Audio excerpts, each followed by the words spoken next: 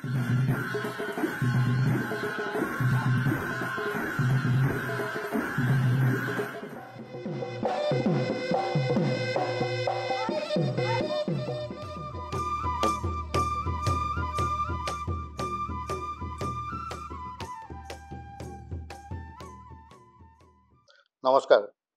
নতুন দিল্লীত যোৱা সোমবাৰ আৰু মঙলবাৰে 23 আৰু 24 ছেপ্টেম্বৰত কমনৱেলথ পাৰ্লিমেণ্টাৰী এছ'চিয়েশ্যনৰ ভাৰত ক্ষেত্ৰীয় সন্মিলনখন অনুষ্ঠিত হৈছিল।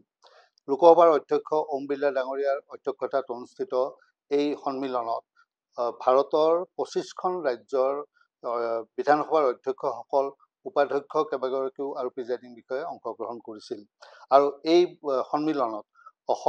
অসম বিধানসভাৰ সন্মানীয় অধ্যক্ষ শ্ৰীযুত বিশ্বজিৎ দৈমাৰীয়ে অংশগ্ৰহণ কৰি বক্তব্য তেখেতৰ ভাষণ প্ৰদান কৰে। আৰু আজি আমাৰ লগত আছে অসম বিধানসভাৰ সন্মানীয় অধ্যক্ষ শ্ৰীযুত বিশ্বজিৎ দৈমাৰী। আমি তেখেতৰ পৰা জানিম যে এই সন্মিলনত কি কি আলোচনা হৈছিল আৰু কি কি তেখেতে ছাজেশ্যন আগবঢ়াইছে, তাত বিশেষকৈ প্ৰযুক্তিৰ সদ্ব্যৱহাৰৰ বিষয়ে আলোচনা হৈছিল। মই আপোনাক স্বাগতম জনাইছোঁ। আৰু এই ক্ষেত্ৰীয় সন্মিলনখন, ভাৰত ক্ষেত্ৰীয় সন্মিলন, যিহেতু সংসদীয় পৰিক্ৰমাত কমনৱেলথ পাৰ্লিমেণ্টাৰী এছ'চিয়েশ্যন এটা অতি গুৰুত্বপূৰ্ণ সংস্থা, গতিকে এই সংস্থাৰ এই অধিৱেশনত কি কি আলোচনা হৈছিল আৰু আপুনি কেনেধৰণে বক্তব্য? এইটো আমাৰ কমনৱেলথ পাৰ্লিমেণ্টাৰী এছ'চিয়েশ্যন হ'ল ব্ৰিটিছৰ দিনটোৰ যিমান তেওঁলোকৰ অধীনৰ দেশ আছিলে, এই দেশবিলাকৰ এটা পাৰ্লিমেণ্টাৰী এছ'চিয়েশ্যন।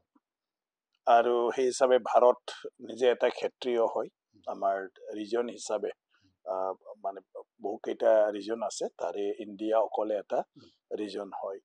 আৰু সেই ইণ্ডিয়া ৰিজন বা ইণ্ডিয়া মানে ভাৰত ক্ষেত্ৰীয় ভাৰত হিচাপে আমাৰ 23 আৰু 24 তাৰিখ দিল্লীত মানে পাৰ্লিমেণ্টত কনফাৰেন্সটো আছিলে ৰাষ্ট্ৰীয় পৰ্যায়ৰ। আৰু প্ৰত্যেকটা আপোনাৰ ৰাজ্য আৰু কেন্দ্ৰীয় শাসিত ৰাজ্য সকলোৱে তাত মানে আমাৰ অধ্যক্ষ, উপাধ্যক্ষ আৰু বিধায়ক আৰু বিষয়াসকল চবে উপস্থিত আছিলে। গতিকে CPAত মূলতঃ আমাৰ বিধায়নী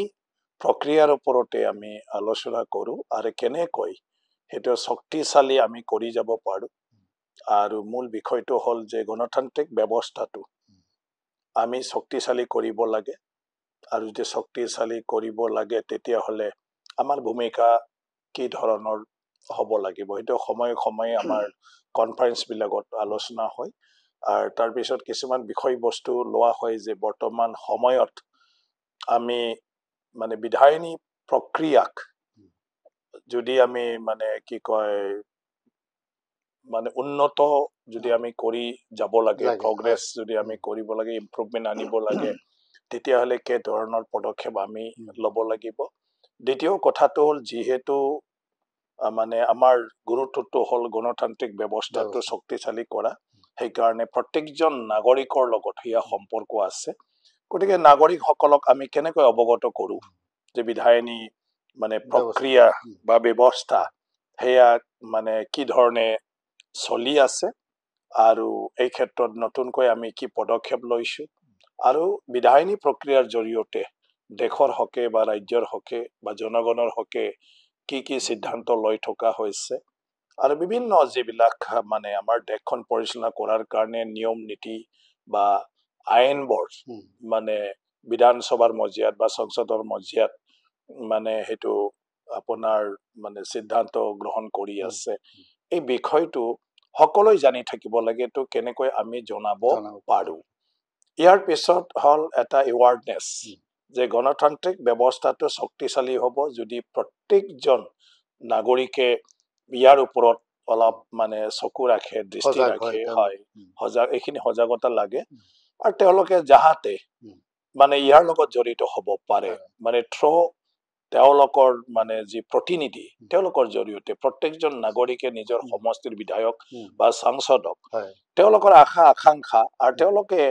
দৈনন্দিন জীৱনত পাই থকা অভিজ্ঞতা যদি শ্বেয়াৰ কৰি বিভিন্ন ধৰণৰ নতুন নতুন কিবা ব্যৱস্থাৰ যদি মানে চৰকাৰে ল'বলগীয়া আছে বা আমি কিছু আইন কানুন মানে কৰিবলগীয়া আছে বুলি তেওঁলোকে পৰামৰ্শ দিয়ে, তেতিয়াহ'লে সেই বিষয়বোৰ মানে বিধানসভা বা সংসদৰ মজিয়াত মানে আহি পাব। আৰু যেতিয়া সেইটো ইয়াত আহি পায় তেতিয়াহ'লে যিকোনো মানে আইন প্ৰণয়নৰ ক্ষেত্ৰত মানে চৰকাৰে সময়ে সময়ে যেতিয়া আপোনাৰ বিভিন্ন সিদ্ধান্ত লয় সেই সিদ্ধান্তবিলাকত আমাৰ প্ৰতিনিধিসকলে চৰকাৰক সাজেশন দিব পাৰিব। হয়, তাৰমানে জনসাধাৰণে কেৱল জনপ্ৰতিনিধি নিৰ্বাচিত কৰাতে সামৰণি নহয়, তেওঁলোকে যাতে পোনপটীয়াকৈ অংশগ্ৰহণ কৰিব পাৰে। এতিয়া অধ্যক্ষ মহোদয়, এই কথাটো যে প্ৰযুক্তিৰ ব্যৱহাৰৰ বিষয়ে আলোচনা হৈছে আৰু আমাৰ অসম বিধানসভাত ডিজিটেল গোটেই ব্যৱস্থাটো ইতিমধ্যে সম্পূৰ্ণ হৈছেই, গতিকে এই প্ৰযুক্তিৰ ব্যৱহাৰ সম্পৰ্কত আৰু কিছু আলোচনা হৈছে নেকি? নাই, এইটোতো চবে এতিয়া কৰিব লাগে এই বিধানটো, সেইটোতো দেশৰে এটা সিদ্ধান্ত যে এতিয়া সব ডিজিটেলাইজড হ'ব লাগে। সেই হিচাপে বিধানসভাৰ মাজত যিমান পাৰো আমি ডিজিটেলাইজ কৰাৰ কাৰণে যাহাতে আমি মানে সহজভাৱে ডিজিটেলাইজ হোৱাৰ পিছত আমি এই সিস্টেমেদি ৱেবসাইটত আমাৰ বিধানসভাৰ সকলো মানে যিবোৰ মানে ইনফৰমেশ্যন তথ্য আছে সেই তথ্যটো তাৰ দ্বাৰা মানুহক দিব পাৰো, যে ৱেবসাইটত বিচাৰিলে যাহাতে আমাৰ বিধানসভা বা সংসদৰ মানে বিভিন্ন ধৰণৰ যিবোৰ মানে আপোনাৰ কি কয় কাম কৰা সিদ্ধান্ত, বিল পাছ বা আলোচনা এই বিষয়ে যাহাতে মানুহে অৱগত হ'ব পাৰে। এটাটো হ'ল যিমান পাৰে মানে লাইভ, এতিয়া আমিতো অসম বিধানসভাই অলৰেডি লাইভ কৰি আছো, আৰু এটা কথা চবে কালি প্ৰশংসা কৰিছে যে আমাৰ অসম বিধানসভাত এতিয়া আমি লাইভ মানে এটা ষ্টুডিঅ' আমি কৰিছো, হয়, আসাম লেজিসলেটিভ এছেম্বলি লাইভ, আৰু যিটো লাইভ ষ্টুডিঅ'ত আমি অসম বিধানসভাৰ বিভিন্ন বিধেয়কৰ ওপৰত আৰু যিকোনো গুৰুত্বপূৰ্ণ বিষয়ৰ ওপৰত এটা মানে আলোচনা টক শ্ব' আৰু সেইটো আমি মানে কি কয় এইটো আমি টেলিকাষ্ট কৰো, মানুহে জানিব পাৰিব। চৰকাৰৰ পৰা মানে আপোনাৰ দায়িত্বশীল মন্ত্ৰীয়ে তেওঁৰ বিভাগৰ যিকোনো ইছ্যু বা যিকোনো বিলৰ ওপৰত তেওঁ মানে মুকলিভাৱে তেওঁৰ এই বিলখন আনাৰ প্ৰয়োজনীয়তা মানে কি আছে, উদ্দেশ্যটো কি আছে, ইয়াৰ দ্বাৰা আমাৰ মানে ৰাজ্যখনৰ দেশৰ বাবে কি উপকাৰ হ'ব, নাগৰিকৰ কাৰণে কি উপকাৰ হ'ব, বৰ্তমান সময়ত চলি থকা যি আমাৰ চিষ্টেম আছে ইয়াত কি ধৰণৰ সাল সলনি হ'ব, গতিকে ইয়াৰ বিষয়ত ইয়াৰ প্ৰয়োজনীয়তাৰ বিষয়ত মন্ত্ৰী এজনে মানে তেওঁ সেইটো চব ক'ব পাৰিব বিধানসভাত আগে বিধানসভাৰ মজিয়াত বা বিধানসভাৰ পিছত। তাৰপিছত বিশেষ ব্যক্তিসকল যিসকলে ইয়াৰ মানে ওপৰত নলেজ আছে, জ্ঞান আছে, তেওঁলোকে চৰকাৰী লোৱা সিদ্ধান্তৰ ওপৰত ইয়াৰ ইম্পেক্ট বিলাকৰ ওপৰত তেওঁলোকে তেওঁলোকৰ মন্তব্যটো দিব পাৰিব, আৰু যাৰ দ্বাৰা চৰকাৰে সেইটো চাই ফালে কিবা যদি পৰিৱৰ্তন কৰিব লাগে তেতিয়াহ'লে সংশোধন কৰিব পাৰিব। তো সেইটো যাহাতে সদায় অকল বিধানসভাৰ মজিয়াতে নাথাকি ফালে ৰাইজৰ ওচৰলৈকেও যাহাতে সেইবোৰ কথা যায়, আৰু ৰাইজেও যাহাতে তেওঁলোকৰ বিধায়কৰ জৰিয়তে পৰামৰ্শখিনি দিব পাৰে, এইখিনি ব্যৱস্থাটো আমি এতিয়া অসম বিধানসভাত কৰা হৈছে। আৰু বাকীটো আমাৰ লাইভ টেলিকাষ্ট গোটেইটো আগতে আমাৰ কুৱেশ্যন আৱাৰত অকণমান মানে দুই এটা প্ৰশ্নৰ বাদে একো হোৱা নাছিলে, এতিয়া আমাৰ সম্পূৰ্ণ কাৰ্যসূচী কাজিয়া কৰা পৰ্যন্ত মানে দেখিবলৈ পায়। স্বচ্ছতা মানে ট্ৰান্সপাৰেন্সি, সেইটো আপোনাৰ প্ৰচেষ্টাত অসম বিধানসভাত জনসাধাৰণ আৰু বিধানসভা তেওঁলোকৰ প্ৰতিনিধিসকলক কি কৰি আছে আমি সকলোখিনি স্বচ্ছভাৱে দেখিবলৈ পাই। না, এটা বিধানসভা কোনো গোপনীয়তা নহয়, এইটো মুকলি হয়, য'ত বিধানসভা মানে দৰ্শকে চাব পাৰে, গতিকে তাত কোনো গোপনীয়তা নাই। সেইকাৰণে মোৰ কথাটো হ'ল যদি গোপনীয়তা নাই, কিছু দৰ্শকটো আহি পালে গেলাৰীৰ পৰা চাইছে, কিন্তু আমি সেইটো টেলিকাষ্ট কৰি দিয়াৰ লগে লগে যোনে ইচ্ছা অসম বিধানসভা তেওঁলোকে লাইভত ইউটিউবত চাই থাকিব পাৰিব। প্ৰশংসনীয় পদক্ষেপ এইটো। অধ্যক্ষ মহোদয়, এতিয়া যেতিয়া ভাৰত ক্ষেত্ৰীয় সন্মিলনখন CPA হ'ল, তাৰপাছত এতিয়া অহা 27 আৰু 28 ছেপ্টেম্বৰত মিজোৰামৰ আইজলত যিখন মাণ্ডলিক সন্মিলন, মানে আমাৰ উত্তৰ পূবৰ মণ্ডলটোক লৈ পেলাই জোনেল যিখন সন্মিলন অনুষ্ঠিত হ'বলৈ গৈ আছে, আৰু এই সন্মিলনখনত আপুনি অংশগ্ৰহণ কৰিবলৈ আইজললৈ ৰাওনা হ'ব, গতিকে এই সন্মিলনখনত বা এই জোনেল সন্মিলনত কি ধৰণৰ আলোচনা হয়, আৰু তালৈ ৰাষ্ট্ৰীয় পৰ্যায়ৰ বা লোকসভাৰ অধ্যক্ষ বা তেখেতসকলো অহাৰ আশা আছে? হয়, আমাৰ CPA হিচাপে এটাটো হ'ল আপোনাৰ যেটো ইন্টাৰনেশনাল আমাৰ মেন সেন্ট্ৰাল কমিটি Commonwealth আছে Parliamentary Commonwealth Association parliamentary association সেইটো আছে আৰু হিটোৰ তলত আমাৰ ৰিজনেল বিলাক Region আছে আছে। আফ্ৰিকান ৰিজন উম। আছে সাপোজ আপোনাৰ ওয়েস্টাৰ্ণ কান্ট্ৰিৰ আমাৰ ইণ্ডিয়ান কিছুমান ৰিজনৰ দৰে হয়তো আছে তেনেকুৱা ইণ্ডিয়াৰ ৰিজন উম। আছে এছিয়া ৰিজন আছে এনেকুৱা ধৰণৰ তো ৰিজনৰ ভিতৰত থাকে আমাৰ জন জন তো আমাৰ এতিয়া ইণ্ডিয়াত 9টা জন ইয়াৰে আমি নৰ্থ ইষ্ট অ 8টা ষ্টেট একেলগে এটা এটা জন জন আমাৰ যাক জন 3 বুলি আমি কৈছো 3 নম্বৰত আছে আ, আমাৰ জনটো সেইকাৰণে জন 3 উম, গতিকে জন 3 আমি কনফাৰেন্স পাৰ্টিৰ মই যিদিনৰ পৰা স্পিকাৰ হৈছো আৰু হয়। মই বেছিকৈ উম। মানে ইয়াত ভাগ লৈ আছো হয়, হয়। আৰু যিমান পাৰো উম। মানে মিটিং বোৰ মানে কৰোৱাৰ তৎপৰতাৰে আপুনি কাৰণে কৰি মই আছে, হয় হয়, কৰি active হয়। আছো এইবাৰ আমাৰ মিজোৰাম 27 আৰু 28 ছেপ্টেম্বৰত হ'ব তাত আমাৰ লোকসভাৰ অধ্যক্ষ ডাঙৰীয়াও আহিব আচ্ছা। আৰু ৰাজ্যসভাৰ আপোনাৰ উপসভাপতি ডেপুটি চেয়াৰমেন আহিব লগতে স্পেচিয়েলি আমি কিছুমান অধ্যক্ষ বা অন্যান্য তেনেকুৱা পাৰ্লিয়ামেণ্টাৰী বিলাককো নিমন্ত্ৰণ জনাইছো যদি কেতিয়াবা আহে কোনোবা এনেকুৱা বাকি 8টা ৰাজ্যৰ তাত প্ৰতিনিধি থাকিব অকল ইয়াত মই অধ্যক্ষই নহয় আমাৰ প্ৰায় 9 জন বিধায়ক স্পিকাৰ ডেপুটি স্পিকাৰ বাদিও তাত মানে ভাগ ল'ব অংশগ্ৰহণ কৰিব গতিকে মাণ্ডলিক পৰ্যায়ত আমাৰ কিছুমান বিষয়বিলাকো আমি আলোচনা কৰো আমি আমাৰ কি কয় বিধায়িনী মানে প্ৰক্ৰিয়া বিলাকৰ ওপৰত বা বিধায়িনীৰ মানে যেটো দায়িত্ব সেই দায়িত্বৰ বাদিও আমি আমাৰ উত্তৰ পূৰ্বাঞ্চলৰ কিছুমান সমস্যা বিলাকো তাত আলোচনা কৰা হয় গতিকে এইবাৰ মানে আপোনাৰ মিজোৰামত লোৱা হৈছে যে যেটো আমাৰ ডনাৰ আৰু এনইচি আছে সেই এনইচি আৰু ডনাৰৰ কাম প্ৰায় একে উত্তৰ পূব গতিকে হিটোৰ কাৰণে এটা মানে আলোচনাৰ কাৰণে কিবা লৈছো যে হিটো মাৰ্চ মানে কৰিলে কেনেকুৱা হয় মানে মাৰ্জাৰ হয় একত্ৰীকৰণৰ ওপৰত মানে এটা আলোচনা ইয়াৰ পিছত এটা এছিয়ান কান্ট্ৰিৰ মানে যিবিলাক মানে পলিচি আছে ট্ৰেড বিলাকৰ বেপাৰ বাণিজ্যৰ যে হিটোৰ লগত নৰ্থ ইষ্টখন আমি ডাইৰেক্টলি কেনেকৈ সম্পৰ্ক কৰিব পাৰো মানে একটিছ পলিচি পলিচি আৰু তেনেকৈ আমি এছিয়ান কান্ট্ৰি হয় মানে আপোনাৰ সাউথ ইষ্ট মানে এছিয়ান মানে কান্ট্ৰি বিলাকৰ লগত যি পলিচি আছে পলিচিৰ লগত পংখানুপুংখক ভাবে আমি কেনেকৈ ডাইৰেক্টলি মানে তেওঁলোকৰ লগতো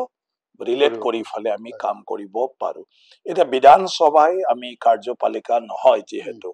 তথাপিও সেই বিষয়বোৰ যেহেতু বিধায়কসকল আহিব সবে আহিব সেইটো আলোচনা কৰাৰ পিছত কিবা যদি তেনেকুৱা বিষয় থাকে যে আমি মানে অৱগত কৰিব লাগে তেতিয়াহলে আমি আমাৰ কি কয় গোটেই প্ৰতিনিধি হিচাপে একেলগে গৈ ফালে ডেলিগেশ্যন মানে গৈ ফালে আমি মানে হয় মানে কৰ্তৃপক্ষক আমি অৱগত কৰিব পাৰো আৰু আমাৰ মুখ্যমন্ত্ৰী সকলকো আমি সবকে জনাব পাৰো যে আমাৰ সিপিএত আমি সেই বিষয়ত আলোচনা কৰিছিলো আৰু সবৰ অনুভৱ আৰু এটা মানে কি কয় দৃষ্টিভংগীটো মানে এনেকুৱা ধৰণৰ গতিকে সেই বিষয়ত চৰকাৰে নৰ্থ ইষ্টৰ গোটেই মানে মুখ্যমন্ত্ৰীয়ে আলোচনা কৰিলে ভাল হয় আমি সেইটো তেওঁলোকক দিব পাৰো আদাৰৱাইজ যদি প্ৰাইম মিনিষ্টাৰ বা অন্যান্য মানে মানে মন্ত্ৰালয়ৰ মন্ত্ৰীসকলকো যদি অৱগত কৰিবলগীয়া আছে বুলি মানে ভাবে তেতিয়াহলে একেলগে আমি এটা ডেলিগেশ্যন জইণ্ট ডেলিগেশ্যন নৰ্থ ইষ্টৰ সেইটো আমি তাতে যাই ফালে হয় যন্ত্ৰীৰ পৰা জনাব পাৰো গতিকে তেনেকুৱা ধৰণৰ বিষয়বোৰো মানে আলোচনা হয় যোৱাবাৰ অৰুণাচলতো খুব ভাল কিছুমান কিবাটো হৈছিলে আৰু শ্বিলঙতো হৈছিলে এই হিচাপে কৰি আহি আছে সেইটোৰ দ্বাৰা কি অলপমান আমি এটা ৰাজ্যই আনটো ৰাজ্যৰ বিষয়েও জানিব পাৰো আৰু আমাৰ কমন ইস্যু আছে আৰু এই কমন ইস্যুটোৰ কাৰণে নৰ্থ ইষ্টে একেলগে আমি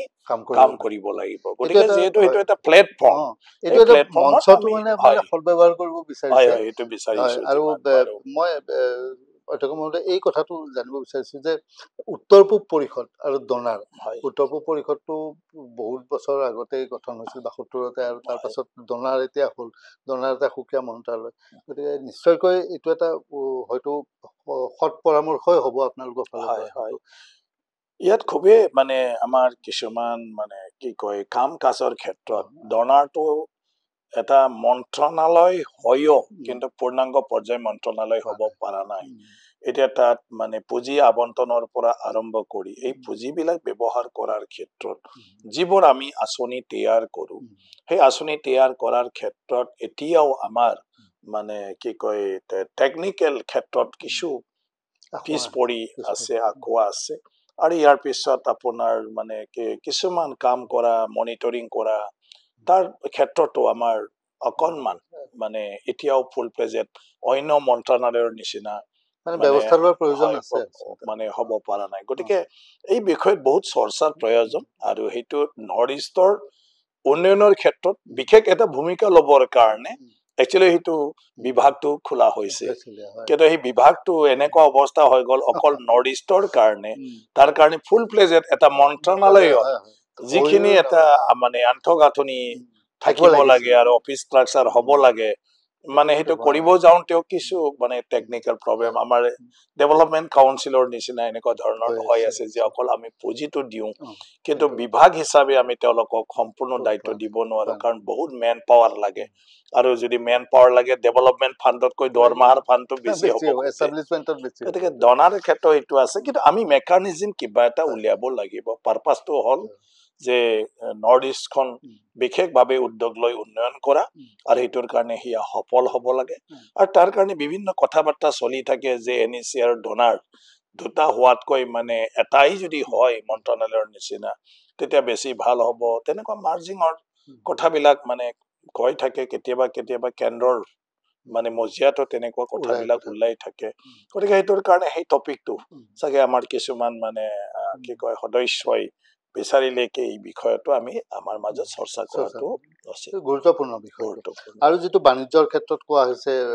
সাউথ ইষ্ট এছিয়াৰ সৈতে আমাৰ দেশসমূহৰ সৈতে উত্তৰ পূব আৰু উত্তৰ পূব আমি একেবাৰে ওচৰত আছো যদি এইটো সম্ভৱ হয় বা হৈ যায় তেতিয়াহ'লেতো এই আমাৰ যিটো সহযোগিতা সেই সহযোগিতা হলেতো আমাৰ অৱস্থা খুবেই ভাল হৈ যাব নাই খুবেই দৰকাৰ আমাৰ কাৰণে অলৰেডি মানে এছিয়ান মানে যিটো আমাৰ অৰ্গেনাইজেশ্যন আছে সাউথ ইষ্ট মানে এছিয়াৰ কাণ্ট্ৰি বিলাকৰ তাতো বিভিন্ন ধৰণৰ মানে আমাৰ বুজা পৰা আছে আৰু সেইটো লৈ বিভিন্ন মানে কি কয় ব্যৱসায় বিলাকো নচলা নহয় চলি আছে কিন্তু বহু ক্ষেত্ৰত আমি মানে উত্তৰ পূৰ্বাঞ্চলৰ মানুহে অৱগত নহয় আনফালেদি আমাৰ সুবিধা হোৱা হিচাপে এই মানে দেশখিনিয়ে কিছু কৰিবলগীয়া আছে আমাৰ পৰাও আছে আৰু আমাৰ বৰ্ডাৰিং মানে কাণ্ট্ৰি বিলাকৰ পৰা আছে আজি বাংলাদেশ বৰ্ডাৰ এৰিয়া বিলাকত বিভিন্ন উদ্যোগ লোৱা হৈছে যাহাতে বাংলাদেশ আৰু ভাৰতৰ মানে মাজত মানে ব্যৱসায়িক মানে কিবাটো কি কয় অলপ মানে ডেভেলপ হ'ব পাৰে কিন্তু বাংলাদেশ আৰু ভাৰতৰ সীমাত আমি আছো গতিকে নৰ্থ ইষ্টে আছে হিচাপে গতিকে নৰ্থ ইষ্টৰো কিছু সেই বিষয়ত আমি মানে কথা জানি লোৱা প্ৰয়োজন আৰু আমাৰ পৰাও উদ্যোগ লোৱাটো প্ৰয়োজন এতিয়া ম্যানমাৰ আমাৰ নৰ্থ ইষ্টৰ লগত আছে বৰ্ডাৰিং শ্বেয়াৰ কৰি ভূটান আমাৰ লগত শ্বেয়াৰিং কৰে আপোনাৰ নেপাল আমাৰ লগত শ্বেয়াৰিং কৰে ছিকিমটো ঠিক চাইনা আমাৰ লগত মানে বৰ্ডাৰ শ্বেয়াৰিং কৰে গতিকে সেইটোৰ পাৰ হৈও তেওঁলোকৰ লগত নিয়াৰেষ্ট কাণ্ট্ৰি যেনেকৈ এইফালে ভিয়েটনামৰ পৰা মানে আপোনাৰ এইফালে গোটেই মানে লাওছ থাইলেণ্ড মানে গৈ ইণ্ডোনেছিয়ালৈকে যিটো আমাৰ অখণ্ড ভাৰত আছিলে এটা সময়ত গতিকে মানে বহুতো আমাৰ সুযোগ আছে স্কোপ আছে যিটো বিষয়ত আমি চৰ্চা নকৰো আৰু যিটো বিষয়ত আমি মানে গুৰুত্ব নিদিওঁ গতিকে আমি যদি ভাৰতৰ যিসকলে কৰ্তৃত্ব হিচাপে দায়িত্ব লৈ কাম কৰি আছে